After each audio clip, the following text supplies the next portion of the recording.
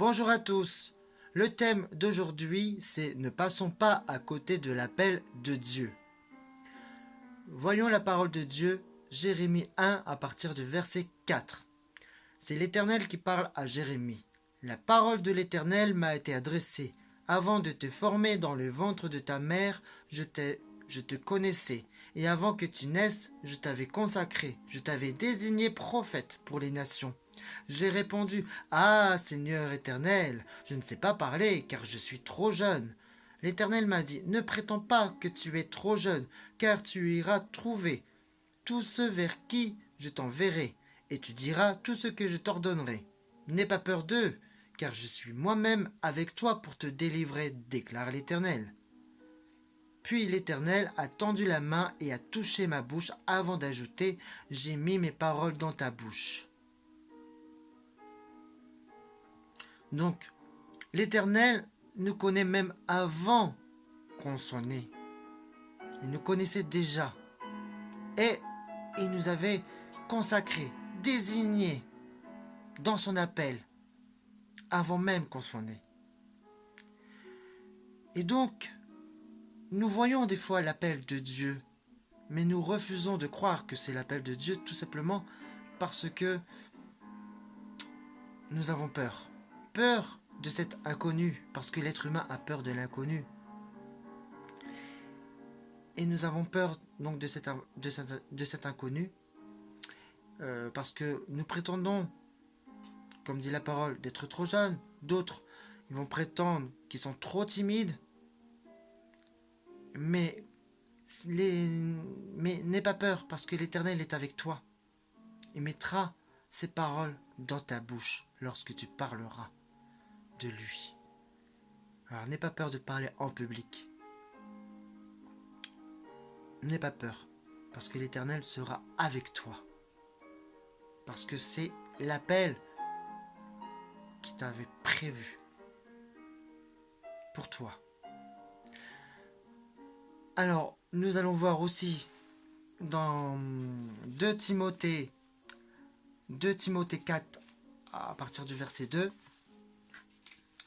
Et ces deux passages bibliques se rejoignent. Prêche la parole, insiste en toute occasion, qu'elle soit favorable ou non, réfute, reprend et encourage. Fais tout cela avec une pleine patience et un entier souci d'instruire.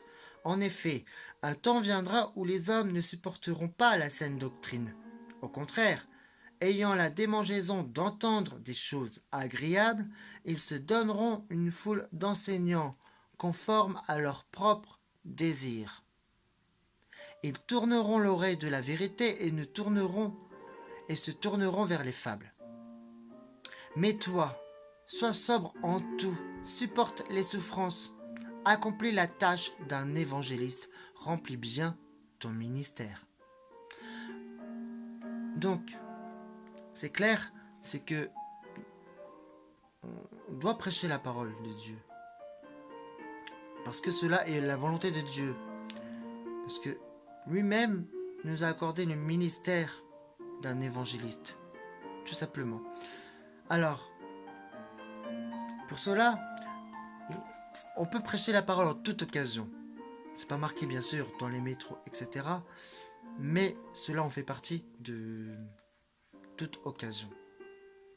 Et les gens, bien sûr, ils se supporteront pas, évidemment. On ne doit pas prêter attention à toutes ces choses-là. Alors, non, tu n'es pas timide, parce que la timidité ne vient pas de Dieu. Mais il faut juste briser ton orgueil, tout simplement pour parler en public. C'est de l'humilité qu'il faut. Oui, il faut mourir à soi-même pour ne pas prêter attention aux autres, tout simplement. Alors, tu peux même parler de ton témoignage. Ton témoignage ne doit pas rester au placard, mais il doit être proclamé pour rendre gloire au Seigneur Jésus-Christ du miracle qu'il a accompli dans ta vie. Alors, nous devons préparer la venue de notre Seigneur Jésus-Christ. C'est ça le réveil. Le réveil, c'est nous qui le faisons. Vous voyez bien que la fin des temps, il y a des signes de la fin des temps. Par des catastrophes naturelles, des tremblements de terre, des inondations, des ouragans, etc. Ça, ce sont des signes de la fin du temps. Et pour ce qui va avec les signes de la fin du temps, il faut aussi le réveil qui commence à se faire. Parce que c'est nous qui faisons le réveil. C'est pour préparer la venue de notre Seigneur Jésus-Christ. Parce que s'il n'y a pas de réveil, il n'y a pas de retour de Jésus-Christ.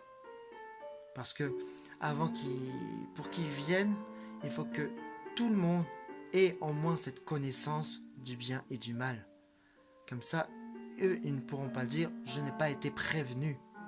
Donc, c'est un devoir en tant que chrétien, enfant de Dieu, serviteur de Dieu, de préparer la venue de notre Seigneur Jésus-Christ. Pour cela, il faut prêcher la parole, que ce soit dans le métro ou dans les jardins, peu importe ce que tu as reçu de Dieu, mais il faut le faire.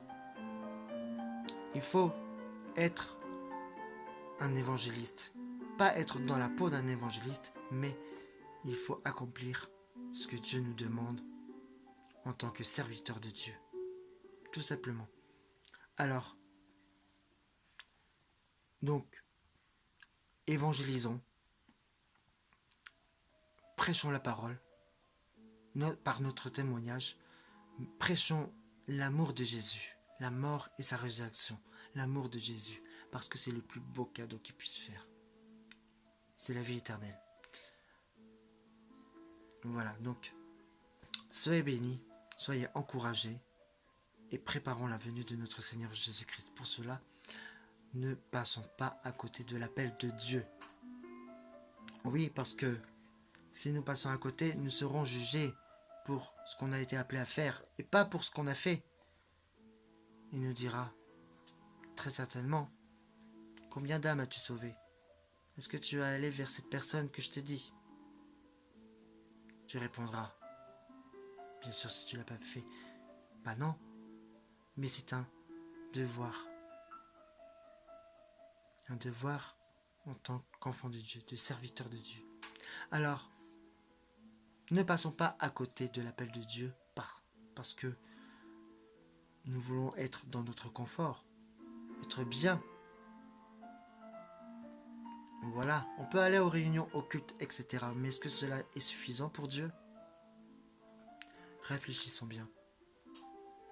Et regardons à Jésus, tout simplement. Alors, soyez bénis. À très bientôt.